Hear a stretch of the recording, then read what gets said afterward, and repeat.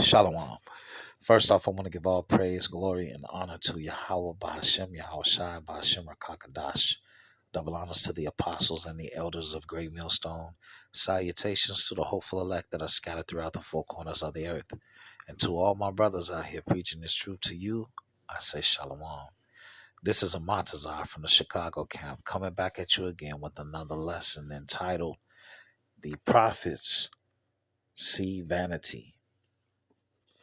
So, the other day I was putting together a lesson entitled Where There Is No Hedge, the Possession is Spoiled. How much is the box? And so while putting that lesson together, all right, it says that where there is no hedge, the possession is spoiled. The possession is the woman or the wife, and the hedge is the man of the Lord. In in so doing and putting that lesson together, it led me to Ezekiel the 13th chapter.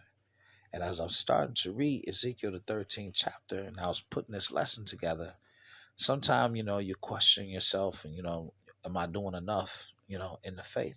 The scripture says, examine thyself to see if thou be in the faith. So there are times when you may doubt or you may just question, man, am I doing enough? Am I, what could I do different? What could I do better? So when you start questioning certain things, sometimes the Lord gives you the answer. All right. And the other day, I'm in Ezekiel the 13th chapter, and I end up watching a video with the apostles. And what they covering? Ezekiel the 13th chapter. So that's the spirit. That's confirmation. And that right there is a faith booster. Just like that. So let's get into it. Ezekiel 13:1, it says, And the word of Yahweh came unto me, saying, Son of man, prophesy against the prophets of Israel that prophesy, and say thou unto them that prophesy out of their own hearts, Hear ye the word of Yahweh. Thus saith Yahweh power, Woe unto the foolish prophets that follow their own spirit and have seen nothing. O Israel, thy prophets are like the foxes in the deserts. Ye have not gone up into the gaps, neither made up the hedge for the house of Israel to stand in the battle in the day of Yahweh. Okay? So the Lord is talking about the hedge, okay?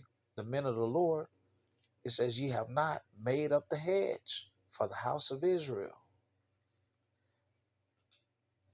Let's look at Ezekiel 22:30. And it says, And I sought for a man among them that should make up the hedge and stand in the gap before me for the land, that I should not destroy it. But I found none. Okay? And so even today, in this day and age, all right, you have the men of the Lord making up the hedge. Okay? And we're going to see an example of Abraham. Okay? How he was going to bat. All right, for the possible righteous before the Lord destroyed, um, you know, Sodom and Gomorrah. Back to Ezekiel 13:6. They have seen vanity and lying divination, saying, Yahweh saith, and Yahweh have not sent them. They have made others to hope that they will confirm the word. Have ye not seen a vain vision? Have ye not spoken a lying divination?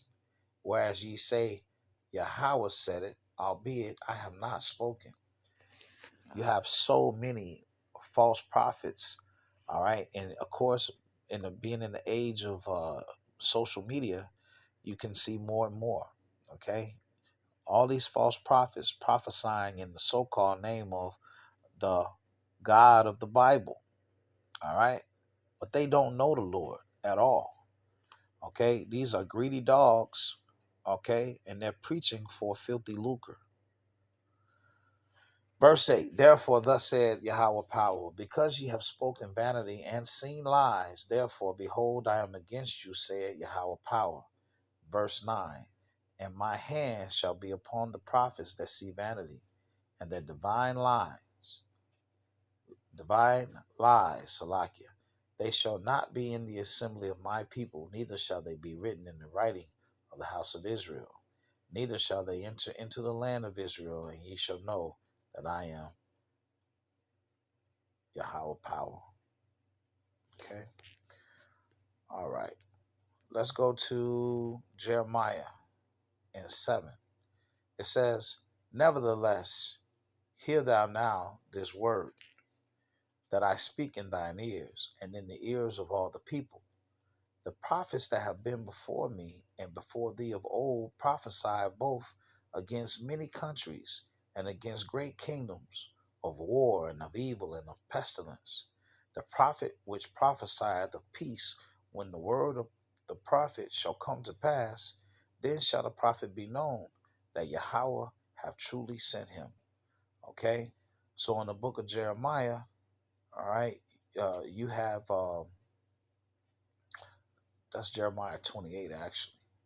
All right. In the book of Jeremiah, you had a prophet that he prophesied falsely, and the Lord said, you out of here. You out of here. The next year, he was out of there. Okay. Now, let's go to Genesis 18:32.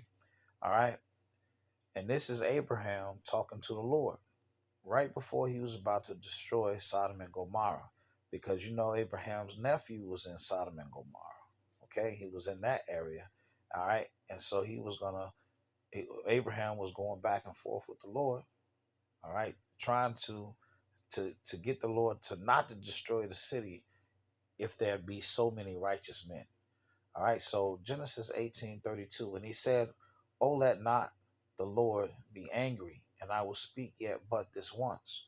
Peradventure 10 shall be found there." And he said, "I will not destroy it for 10's sake."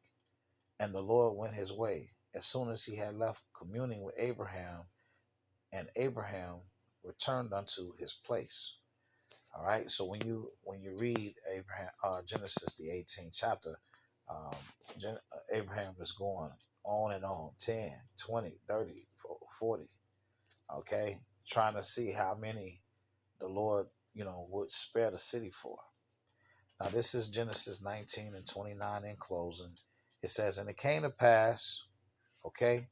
It says, and it came to pass when the Most High destroyed the cities of the plain, that the Most High remembered Abraham and sent Lot out of the midst of the overflow when he overthrew the cities in which Lot dwelt.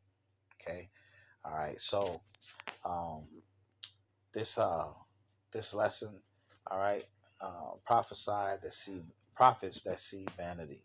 Okay, all right. I pray that this lesson has been edifying. Until the next one, Shalom.